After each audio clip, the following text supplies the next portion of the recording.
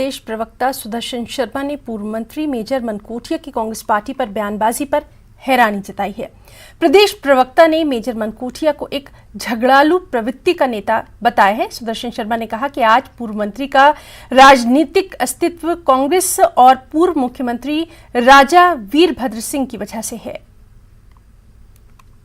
हमें हैरानी ये होती है कि जब भी चुनाव आते हैं तो मनकोटिया जी अपने इन बयानों जो कांग्रेस पार्टी का जो बयानबाजी करते हैं उससे बहुत ही दुख लगता है, क्योंकि ये भी कांग्रेस के एक सम्माननीय नेता रह चुके हैं, अब भी हैं।